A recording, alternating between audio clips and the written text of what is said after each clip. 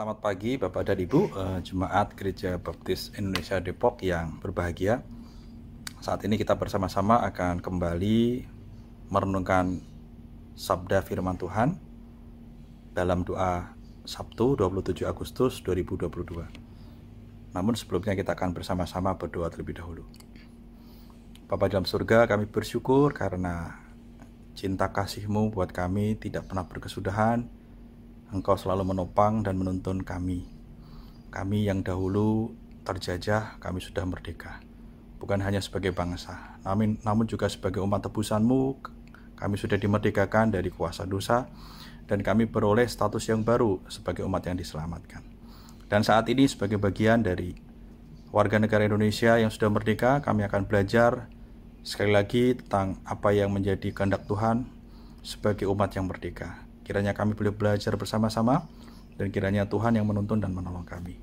Dalam nama Tuhan Yesus, kami menyerahkan waktu di mana kami boleh bersama-sama belajar tentang kebenaran firman-Mu, dan juga perenungan kami atas apa yang boleh kami pahami sebagai tuntunan Tuhan bagi kami.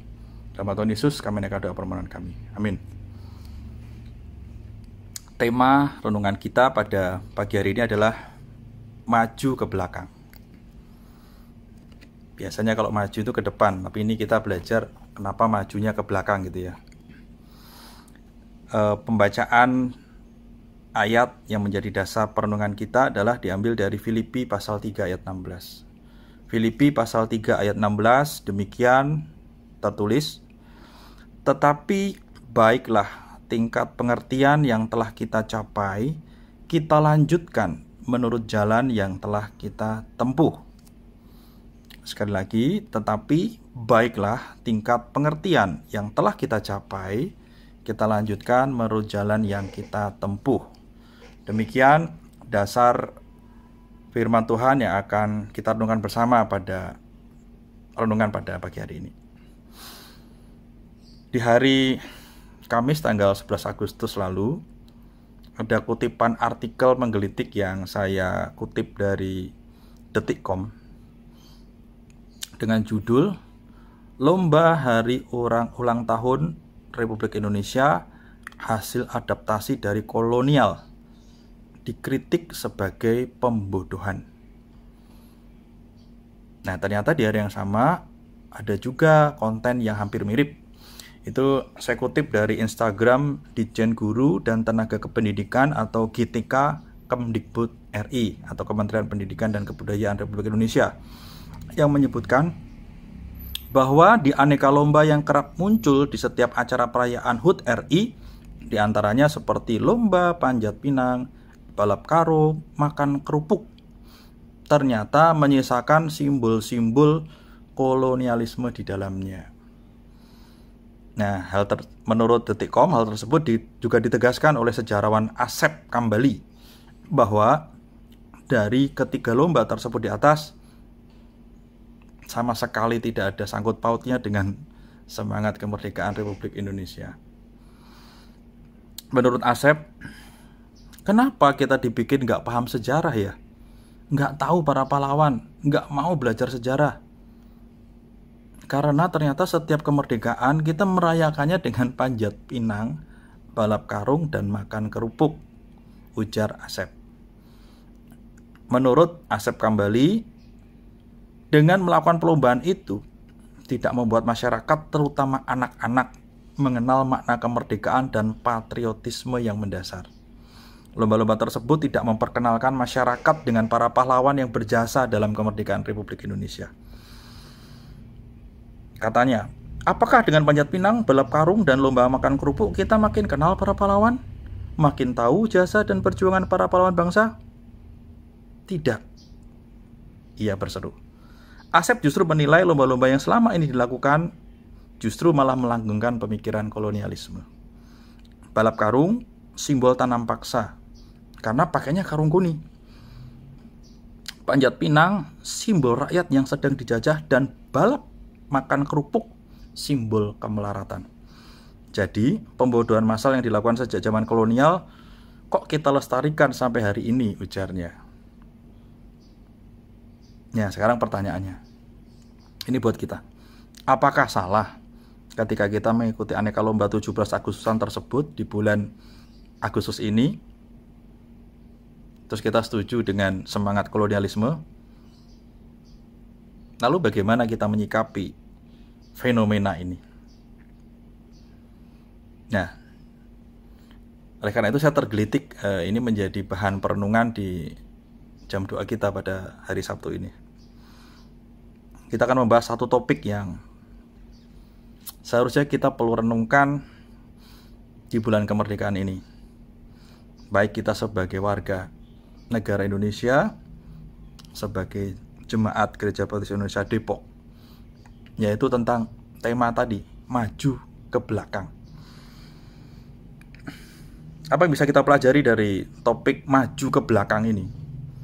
Apakah setelah 77 tahun Indonesia merdeka, kita sudah benar-benar maju ke depan atau justru malah mundur ke belakang?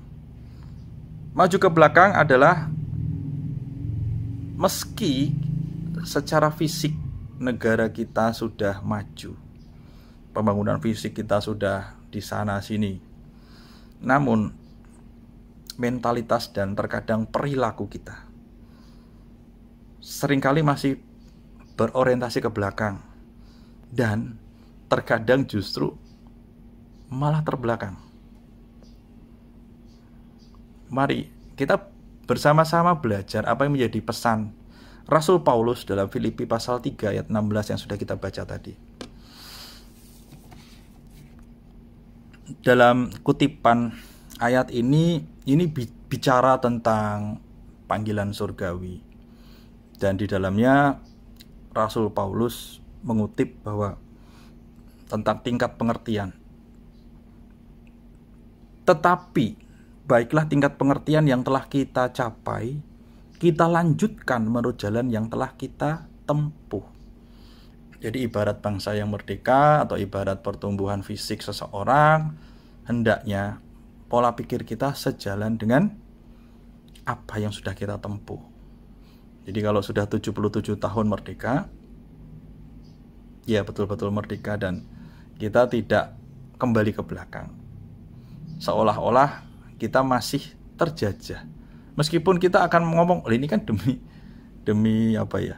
Kegembiraan gitu ya, atau keceriaan aja buat rame-rame gitu. Namun kita harus mendalami bahwa generasi yang kita bangun harus tertanam nilai-nilai perjuangan dan sikap patriotisme pendiri bangsa ini bukan sekedar melalui lomba-lomba yang tadi kita sebut. Tentu lomba-lomba tadi boleh kita laksanakan. Dan bahkan kita bisa perkaya dengan lomba-lomba yang mencerminkan nilai-nilai kemandirian bangsa. Nilai-nilai yang mencerminkan bangsa yang berbudaya dan beragam kekayaan, nilai-nilai sosial, dan juga bangsa yang kreatif tentunya. Nah, kembali ke Rasul Paulus. Rasul Paulus berupaya untuk meninggalkan semua kebanggaan dan juga beban di masa lalu untuk terus berlari ke depan pada tujuan atau hadiah yang ada di depannya, yaitu panggilan surgawi. Dan apa yang ditekankan oleh Rasul Paulus adalah sesuai dengan pertumbuhan. Jadi kalau dulu Rasul Paulus masih berada pada kebanggaan masa lalu sebagai bagian dari ahli Taurat, Sanhedrin, dan sekaligus orang-orang yang mengejar-ngejar dan membinasakan umat Kristen. Namun setelah Rasul Paulus dimerdekakan, ditangkap oleh Kristus dan dimenangkan, maka seluruh kebanggaan masa lalu ditinggalkan. Termasuk juga di dalamnya ada beban yang membelenggu dia. Mungkin ada tuduhan-tuduhan, ada hal-hal yang sifatnya kecurigaan dari orang-orang Kristen yang selama ini digembalakan. Jangan-jangan nanti ini hanya kedok saja, Rasul Paulus akan membinasakan kita. Ini menjadi beban seolah-olah. Namun itu ditinggalkan. Rasul Paulus terus berlari menuju pada tujuan dan sesuai dengan pertumbuhannya. Nah, pada akhirnya pelajaran apa yang bisa kita petik dalam perenungan kali ini? Saya pribadi merenungkan ada 4 poin kemerdekaan yang hendak saya bagikan kepada Bapak dan Ibu sekalian, yaitu berpikir merdeka, bekerja merdeka, merdeka dalam keragaman, dan pada akhirnya kita bergerak merdeka maju ke depan. Kita akan bahas satu-satu. Yang pertama, berpikir merdeka. Seperti yang dikutip dari Filipi pasal 3 tadi, tetapi baiklah tingkat pengertian yang telah kita capai. Pengertian itu berarti pola pikir, pikiran kita. Pola pikir sebagai umat atau bangsa yang merdeka, bukan bangsa atau umat yang terjajah. Berpikir merdeka itu mulai dari pikiran. Fokuslah pada gagasan besar dan bukan pada hal-hal kecil yang remeh-remeh. Fokus pada leher ke atas dan bukan leher ke bawah. Leher ke atas artinya kita berpikir hal-hal yang berorientasi pada gagasan besar, bukan pada hal-hal yang leher ke bawah. Itu banyak di komentar yang kalau leher ke bawah. Apapun itu yang kita pakai, gerak badan kita, dan apa yang menjadi hal-hal yang kecil pun dikomentarin gitu ya, itu leher ke bawah. Ada satu kalimat bijak yang berbunyi demikian: bila menginginkan perubahan kecil dalam hidupmu, maka ubahlah perilakumu. Bila menginginkan perubahan luar biasa dalam hidupmu, maka ubahlah pola pikirmu. Sekali lagi, bila kita menginginkan perubahan kecil dalam hidup kita, cukup kita mengubah perilaku. Namun kalau kita menginginkan perubahan yang besar dalam kehidupan kita, maka ubahlah dulu pola pikir kita. Seseorang yang memiliki pola pikir merdeka dapat membebaskan diri dari penjajahan gosip, apa kata orang, pergunjingan, ataupun framing. Ya, kita merdeka aja. Apapun yang menjadi perkataan orang, apa menjadi pembahasan orang, selama kita berorientasi pada gagasan besar, kita akan terus berlari pada tujuan. Pribadi yang lebih suka bergosip, lebih fokus membicarakan kekurangan dan aib sesama daripada membahas gagasan atau visi ke depan, atau pribadi yang selalu memilih zona nyaman, comfort zone, di mana pribadinya ya bermain aman dan tidak berprinsip gitu ya. Jadi ketika harus mengatakan kebenaran, takut nanti kalau kehilangan teman gitu ya. Atau ketika ada sesuatu rekan salah gitu ya, nggak apa-apa, nanti kalau saya omongin malah takut marah gitu ya. Nah, ini pribadi yang berada pada zona nyaman. Dipastikan bahwa pribadi-pribadi tersebut itu selalu ada dalam organisasi, selalu ada dalam sebuah keluarga, selalu ada dalam sebuah kelompok. Dan pribadi-pribadi ini adalah pribadi-pribadi yang ada di dunia juga.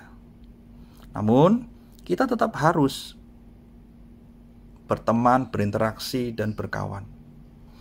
Pribadi-pribadi seperti ini seringkali mengedepankan pada aspek pencitraan diri dan bukan pada peletakan dasar pondasi kebenaran firman. Yang meskipun firman Tuhan itu pahit dan terjal, tapi tetap harus dijalankan meski pada akhirnya ketika seseorang menjalankan menjadi tidak populer. Pribadi-pribadi yang seperti ini, maksudnya yang berada pada comfort zone ini, boleh saya pribadi menyebut bahwa masih berada pada pemikiran sebagai bagian dari kolonial. Karena justru tidak memberikan kebebasan dan justru menjadi hal yang membebani arah gerak organisasi untuk mundur ke belakang. Karena siapapun yang berhadapan pasti akan takut maju ke depan. Wah, nanti diomongin, wah, nanti dibahas gitu ya.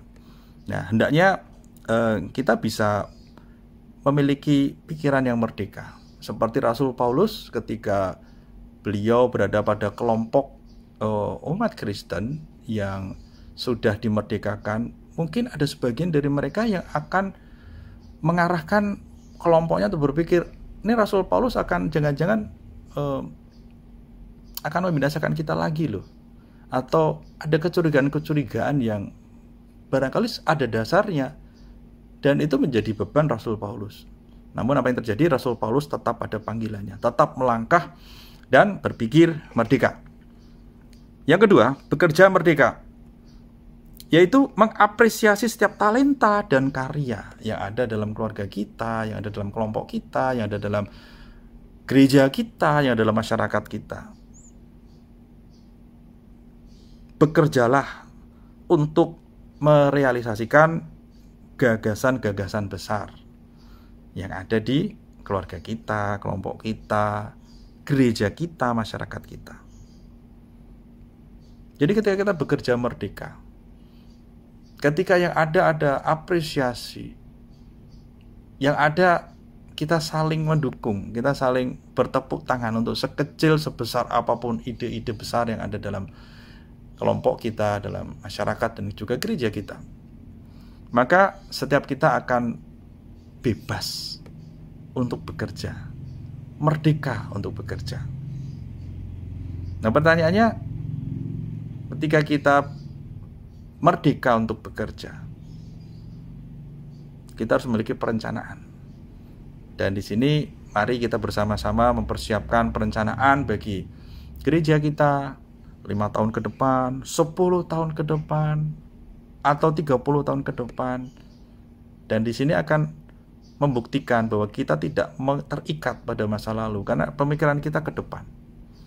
Bekerja merdeka.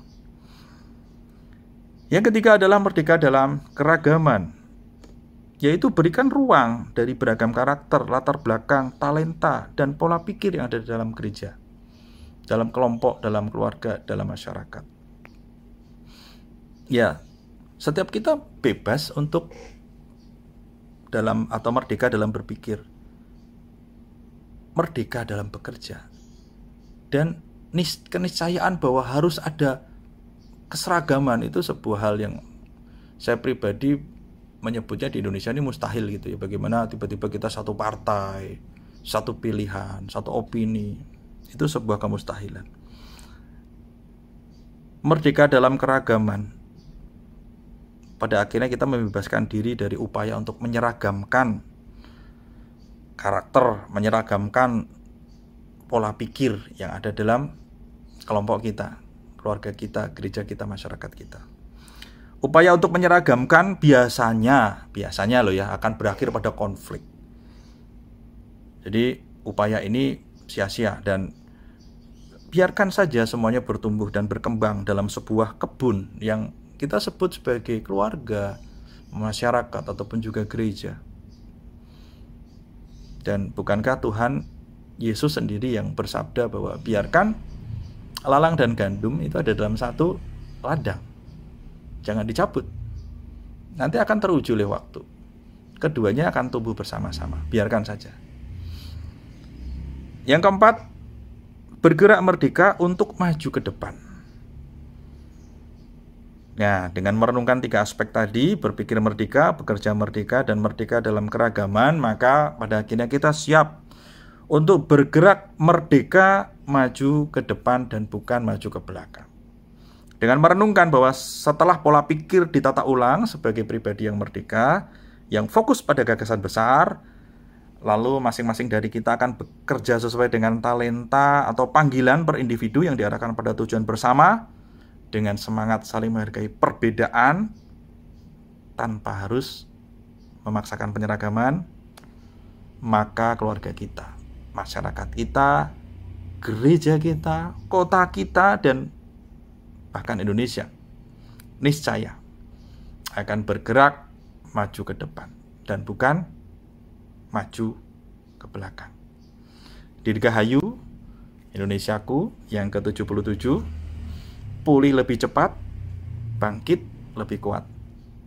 Tuhan memberkati Indonesia. Mari kita berdoa. Bapa di surga, kami mengucap syukur untuk setiap hal yang boleh dijalani oleh bangsa kami hingga tahun ke-77 kami boleh bersyukur sebagai umat yang merdeka. Tolong kami untuk terus kami merenungkan, kami terus berpikir, terus kami berkarya, bergerak sebagai bangsa yang betul-betul merdeka.